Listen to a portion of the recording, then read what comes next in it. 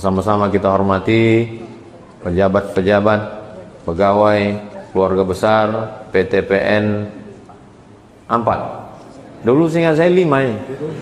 Biasanya habis 5 itu 6. Mudah-mudahan semuanya istiqomah iman dan Islam. Amin ya rabbal alamin. Baik, kita jawab beberapa pertanyaan berikut. Apakah ketika kita sholat duha jam 11-an atau sholat 4.30 itu dianggap melalaikan? Tunggu dulu, satu-satu dulu. Sholat duhanya dulu. Sholat duha jam 11-an. Sholat pagi ini dibagi 3. Ketika matahari terbit lewat 12 menit, misalnya matahari terbit sekarang jam 6.15, tambah 12 menit, berarti 6.27. Maka itu disebut dengan sholat sunat isyraq namanya. Sholat sunat isyraq. Kalau cukup 3 syarat. Sholat subuhnya di masjid berjamaah, duduk berzikir mengingat Allah sampai terbit matahari, lewatkan 12 menit. Dari mana datang 12 menit itu? Setinggi galah matahari. Matahari naik setinggi galah, menurut ilmu astronomi diukur 12 menit. Maka itu namanya sholat sunat isyraq. Kalau dilaksanakan tidak cukup 3 syarat, sholatnya tidak ke masjid. Kalau tak sholat sama sekali Pak Ustaz, itu lain cerita. Sholat tak di masjid, misalnya sholat di rumah, kemudian dia tidak i'tikaf di masjid sampai terbit matahari, itu namanya sholat duha. Kalau dilaksanakan ketika anak onta tak bisa menempelkan perutnya ke pasir. Kenapa Nabi pakai istilah-istilah galah, anak onta tak bisa menempelkan perut ke pasir? Karena waktu itu belum ada jam. Itu yang gini. Makanya dia pakai cara ketika matahari setinggi galah, maksudnya 12 menit. Ketika anak onta tak bisa menempelkan perutnya ke pasir, maksudnya ketika panas mulai menyala. Pasir itu mulai panas karena matahari. Agak-agak kira-kira jam 10, jam 11, sampai 10 menit sebelum azan zuhur. Jadi masih boleh duha jam 11 sampai 12.20. Masih bisa. Sholat apa namanya? Sholat awwabin. Dalilnya dalam Sahih Muslim. Sholatul awwabin hina tarmidul fisal. Sholat awwabin ketika matahari memanasi pasir, onta tak bisa menempelkan perutnya ke pasir. Jadi sholat pagi itu 3. Ketika matahari setinggi galah, sholat isyraq. Kalau cukup 3 syarat, habis itu duha, dan ketika panas namanya sholat awwabin. Boleh dibuat 3-3-nya? Boleh. Jadi kalau saya sholat jam 11, sholat awwabin. Sholat jam 4.30. Sholat tahajud jam 4.30 sampai azan subuh berkumandang, masih bisa sholat. Tapi yang jadikan patokan jangan azan, waktu masuk. Karena kalau azan bisa aja pengurus RT melarang muazin kan, jangan azan, aku mau tahajud dulu kan.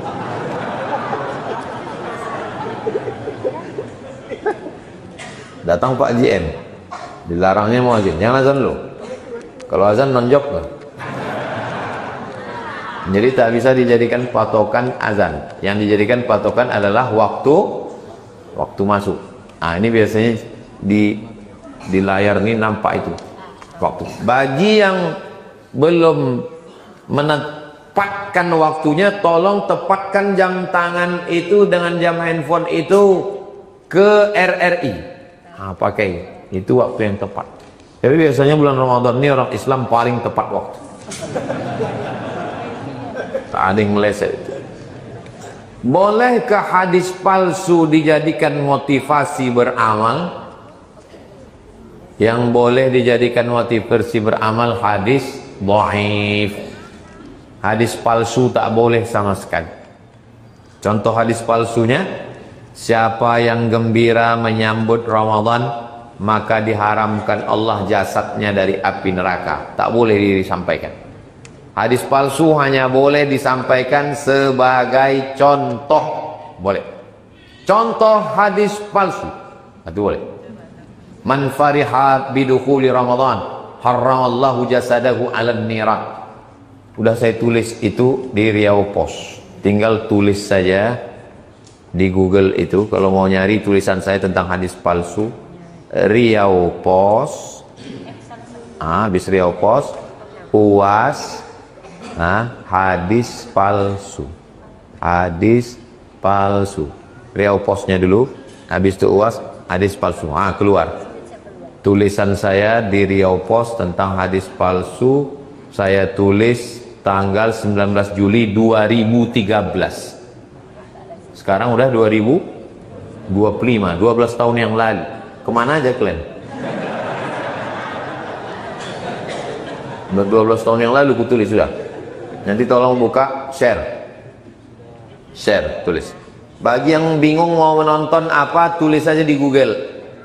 Tulisan, kalau tulisan, buat Riau Pos, UAS, hadis palsu.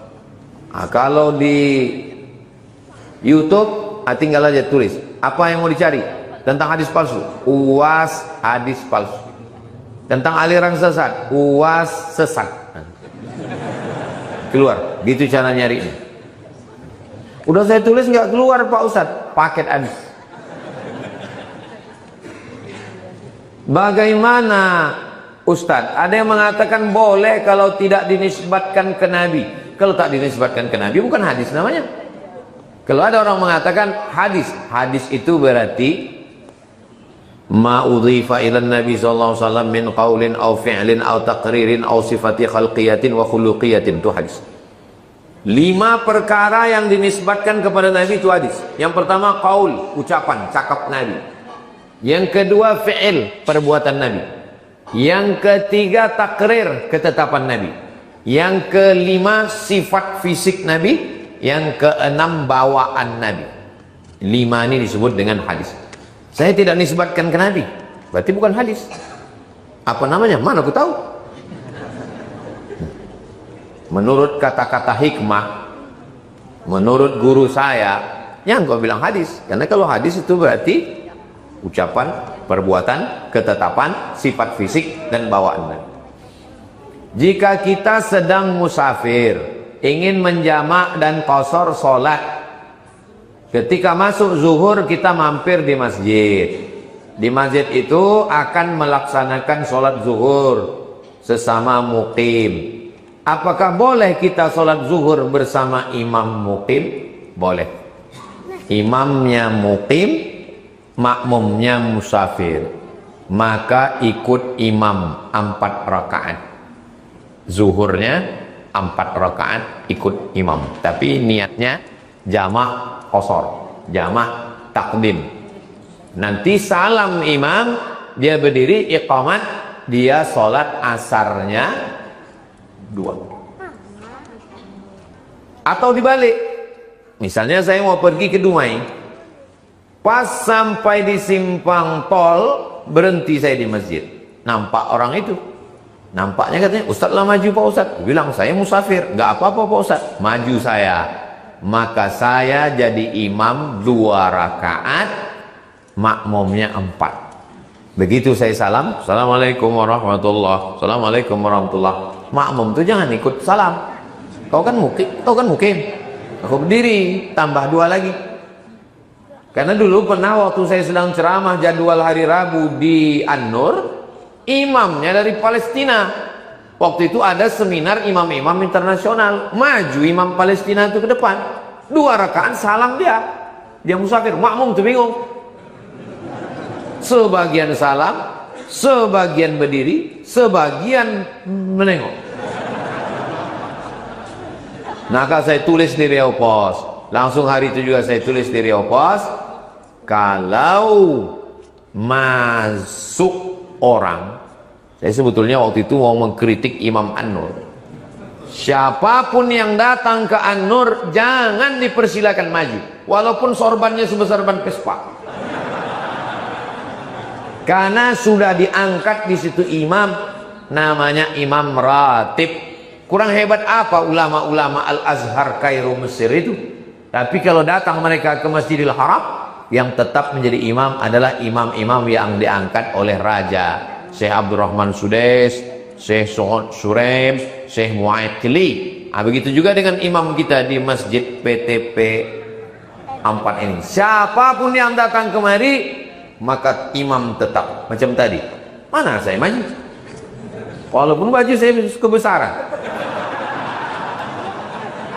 Oke, jubah kebesaran XL ukuran.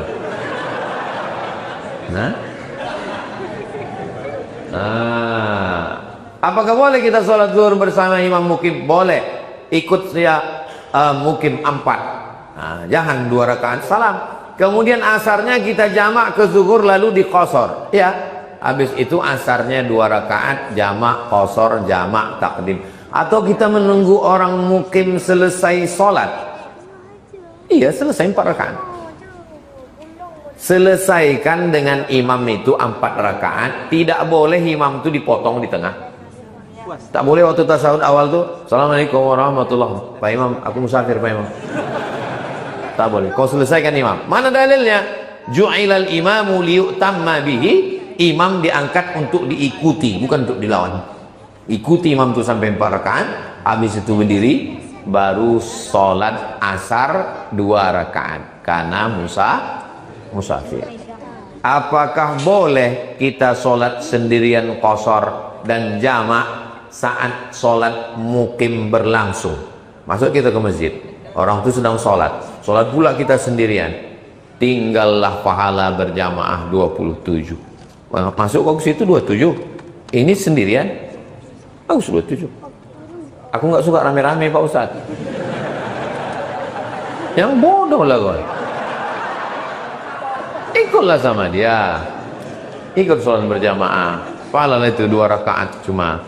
Sholat sudah selesai, baru sholat sendirian, sholat asar 2 rakaat. Jelas? Kadang sedang puasa ini tak jelas apa, kurang konsen. Udah selesai tanya apa kata Ustaz? Entah aku semangka aja nampak gue deh.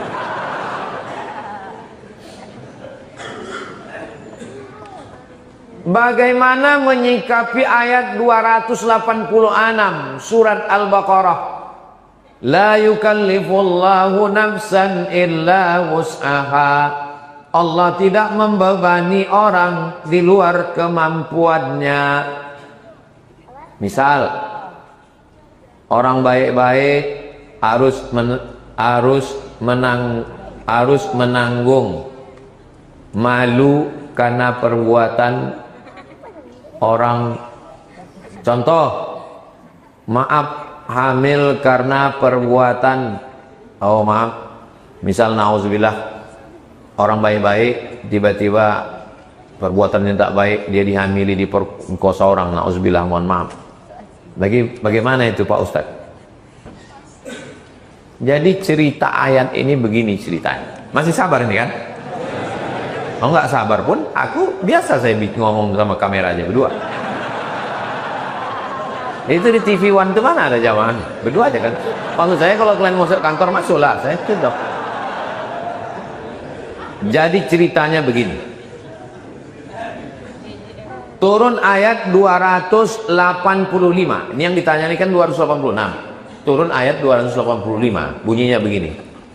Lillahi ma fis samawati wa ma fil ardh wa in tubdu ma fi anfusikum. Kalau kau nyatakan apa yang ada di dalam hatimu, kau cakapkan apa yang ada di hatimu, au tukhfuhu, atau kau diam, yuhasibukum bihillah, kau tetap dihisab, tetap dihitung. Duduk kita pinggir jalan, nampak orang besar pakai baju kekecilan, orang kecil pakai baju kebesaran, macam saya tadi lah. Orang kecil pakai, pasti terlintas di pikiran kalian kan? No? Macam dalam kelambu Ustaz nih kita. Itu berdosa itu. Berdosa. Karena bunyi ayatnya, wa in tubdu ma fi anfusikum, kalau kau cakapkan au tukhfuhu, atau kau sembunyikan, yuhasibukum bihillah, kau tetap dihisab, tetap dihitung. Berat atau tak berat? Berat. Berdatanganlah sahabat ini ke Nabi, ya Rasulullah, kalau begini semua yang tersimpan di hati yang tak tercakapkan pun dihisab juga, kami tak sanggup ya Rasulullah, tak sanggup kami hidup kalau begini. Turunlah ayat 285, turunlah ayat 286, la yukallifullahu nafsan illa. Itu kronologis asbabun nuzul ayat ini. Apa kata Allah? Kalau yang terlintas dalam hati selama tak kau cakapkan, maka tidak dihisab. La yukallifullahu nafsan illa usaha. Itu konteks ayat ini. Tapi pertanyaan ini tak salah. Ini yang bertanya ini orang yang ngaji. Ini yang bertanya ini mengaji. Memang beginilah mestinya pertanyaan itu. Berkualitas, bergizi dia.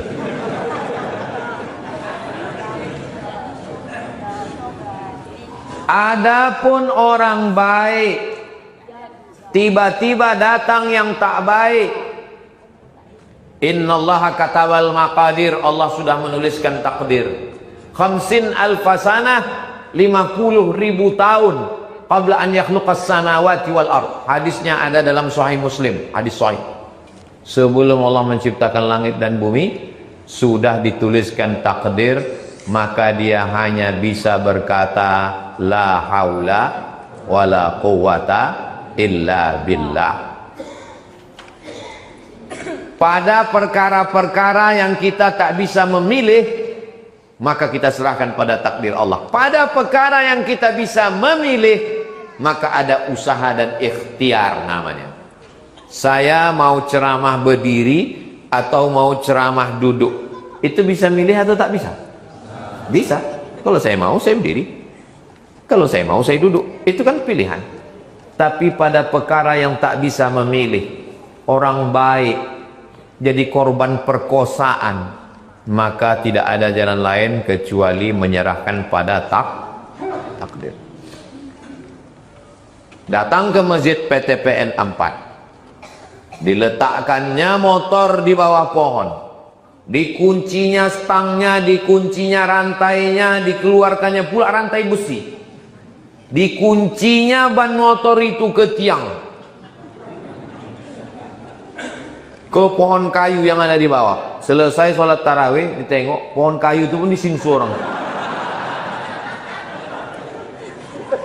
Apa yang bisa dia katakan? La haula wala quwata. Ini takdir. Tapi orang yang datang ke cicilan, gara-gara sibuk scroll, ditinggalkannya kunci di situ. Lalu ngadu dia, Pak, hilang motorku. Cuman kejadiannya kau kunci, ku tinggalkan. Mampus lah kau. Kurang usaha, ada ikhtiar. Anak baik-baik datang dari kampung, tinggal di kos-kosan, sengaja di kos-kosan satu kampung, pakai hijab, orangnya baik, tidak pacaran, malam tak dapat ditolak, untung tak dapat diraih. Nauzubillah. Tiba-tiba balik malam datang geng motor. Nauzubillah, terjadi macam yang terjadi. Takdir, tak terelakkan. Tapi dengan penuh kesadaran, baru semester 1 udah 3 pacarnya. Salome. Balik ke kampung mengandung, marah orang tuanya. Kok bisa kau mengandung? Apa kata dia? Takdir ya. Takdir kepala tuh kau katanya. Jelas? Ada perkara-perkara yang kita memang tak bisa memilih hidup ini. Menjadi orang Jawa, Batak, Sunda, Bugis, Mandailing, Melayu, itu kita memilih atau tak memilih? Emang kalau lagi puasa ini susah konsen memang. Menjadi orang Jawa, Banjar, Bugis, Afrika, Cina, itu kita bisa memilih atau tak bisa memilih? Mana bisa kita memilih? Datang rupanya dulu malaikat, kau mau jadi apa? A Arab, B Batak, C Cina. Mana ada? Makanya kita tak boleh mengejek orang karena sukunya, karena itu bukan pilihan. Beragama ini pilihan atau keterpaksaan? Pilihan. Pakai akalmu, pakai pikiranmu, kau gunakan. Habis itu kau bersyahadat, membaca, mendengar. Bingung saya menonton channel mana? Tontonlah channel Ustaz Abdul Somad Official, subscribe, like, share, and comment. Kecuali hari Jumat, Sabtu, pekan kedua, itu tidak di channel Ustaz Somad, karena ini akan diupload di channel Tabung Wakaf Umat. Jangan lupa subscribe. 100% hasilnya untuk pesantren Nurul Azhar, Yayasan Tabung Wakaf Umat, keluar dari jembatan Leton, nanti jumpa simpang bingung, jangan lagi bingung, langsung belok ke kiri menuju pesantren Yayasan Tabung Wakaf Umat. 25 orang gratis setiap tahun, mengalir pahala sampai hari kiamat, dan sudah dibantu oleh PTPN sebanyak 50 juta baru DP. Kan main PTPN ini, pikir ece-ece ini. Bagaimana cara memperbaiki akhlak kita dalam berinteraksi dengan orang lain? Sekolah pertama sebelum TK, SD, SMP, SMA, S1, S2, S3, sekolah pertama adalah ibu, ayah. Itu sekolah pertama. Datang anak saya, Sami, baru 3 tahun. Pas mau salaman, dipukulkannya.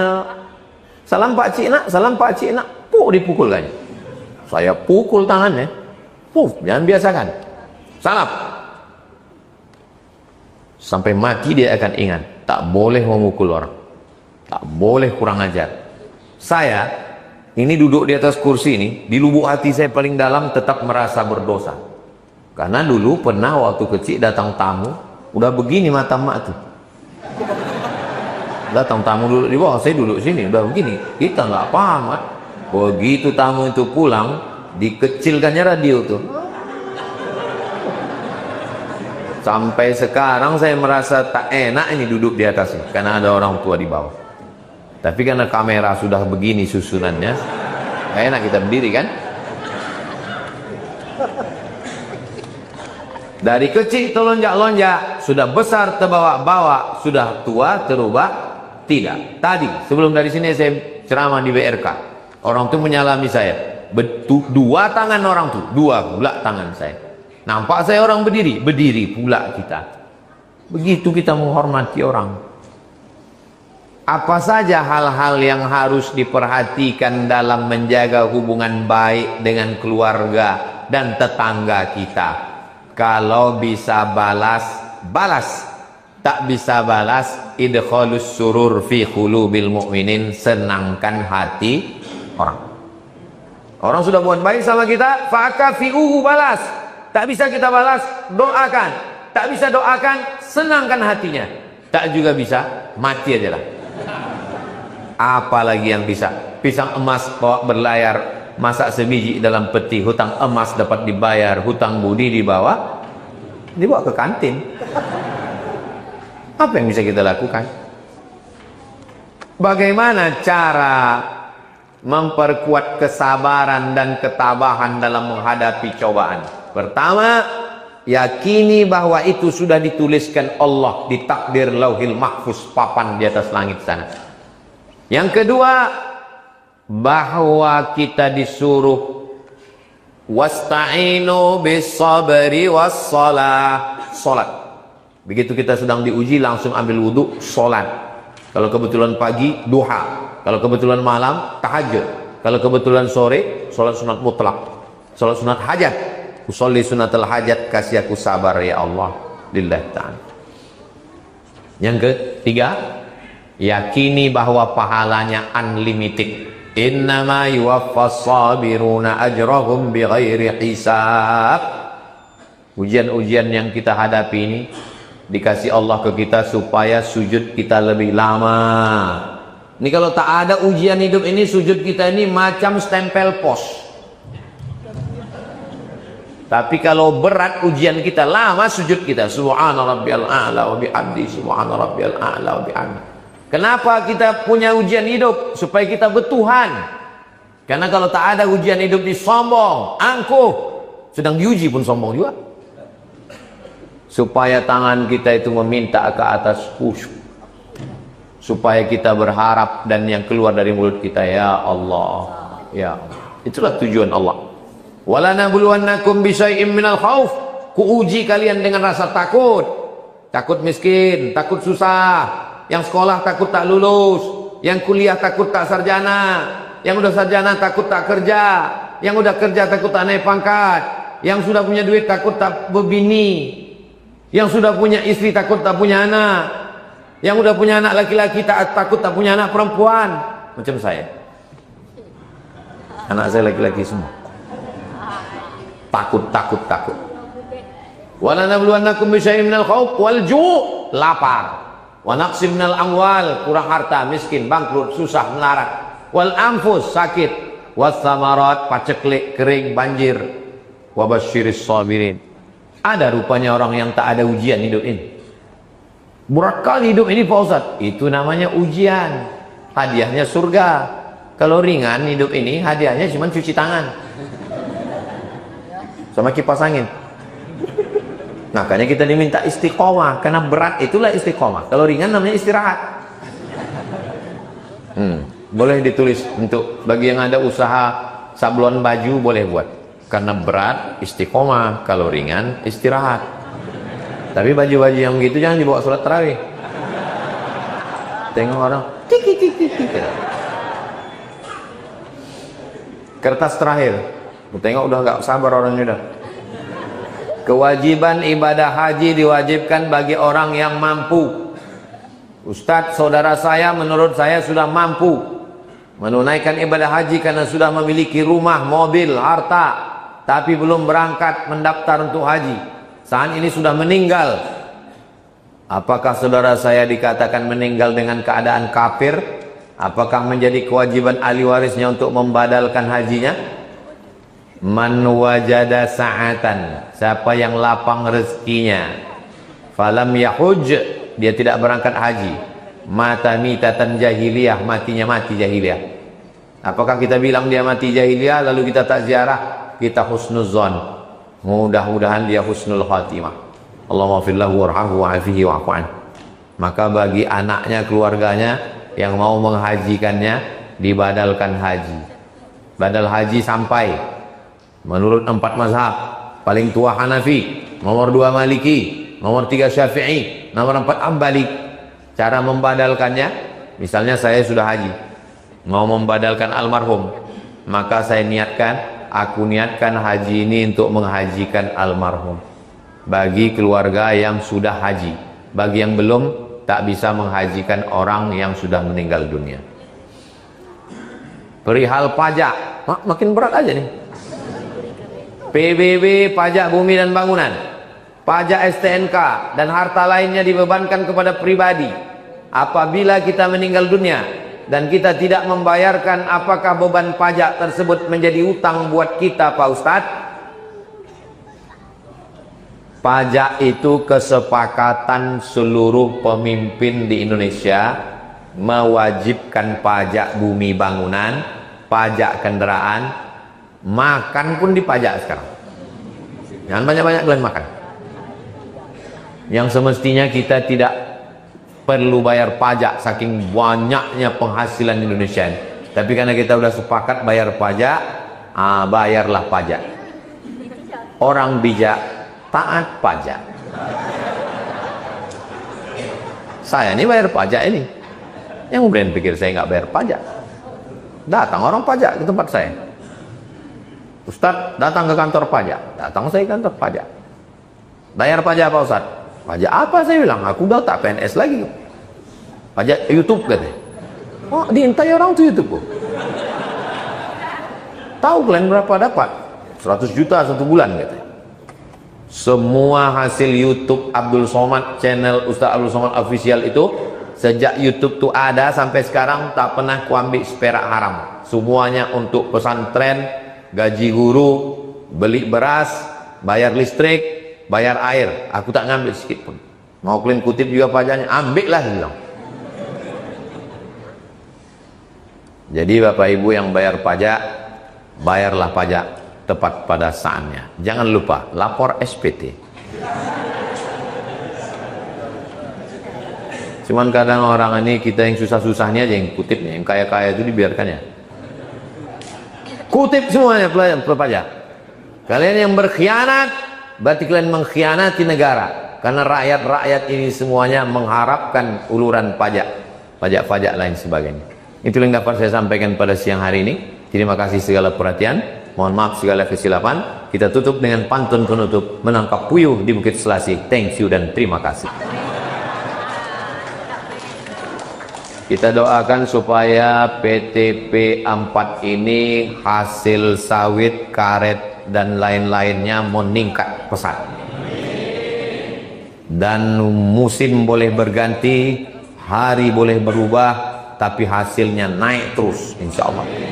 Supaya pegawai-pegawainya sehat walafiat, istiqomah iman dan Islam, takut kepada Allah. Karena kalau hasilnya melimpah, CSR-nya itu melimpah kepada masyarakat kita. Contohnya itu tadi 50 juta. Dan itu pulang ketiga kali, baru muqaddiman. Ala hazihin ni'am, untuk niat yang baik ini. Al-Fatihah.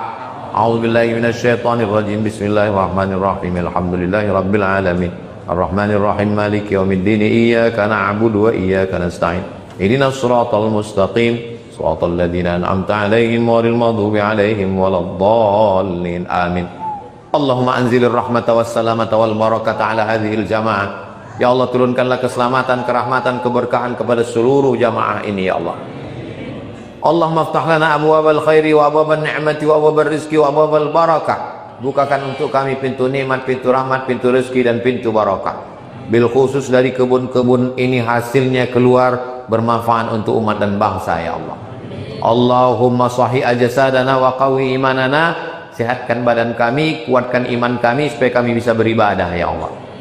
Waqtim bis solihati amalana, berikan kami husnul khatimah supaya kami mati dalam keadaan ucapan la ilaha illallah Muhammadur Rasulullah SAW. Rabbana fil lana dzunubana, ampunkan dosa kami, wali abaina, ayah kami, wali ummahatina, mak kami, wali azwajina, pasangan hidup kami, wali zurriyatina, anak cucu keturunan kami, wali asatizatina, ustad-ustad, guru-guru, pembimbing kami, wali man hadarana, semua yang hadir dan mengikuti acara ini ya Allah. Allahumma khtim lana wa a'malana minas su'ada'il maqbulin. Jadikan kami orang-orang yang berbahagia karena amalnya diterima. Wala taj'alna minal ashqiya'il mardudin. Jangan jadikan kami orang yang sengsara, yang amalnya tertolak ya Allah. Allahumma kama jama'tana fi hadzal makanil mubarak fajma'na ma'al habibil mustafa fi jannatikal ula. Sebagaimana di bulan Ramadan yang penuh berkah ini Engkau kumpulkan kami di tempat yang baik, kumpulkan kami nanti di surga bersama Rasulullah sallallahu alaihi wasallam. Rabbana atina fid dunya hasanah wa fil akhirati hasanah wa qina adzabannar. Wa sallallahu ala sayyidina Muhammad wa ala alihi wasallam walhamdulillahi rabbil alamin. Taqabbalallahu minkum minna wa minkum taqabbal ya karim. Terima kasih segala perhatian, mohon maaf segala kesilapan.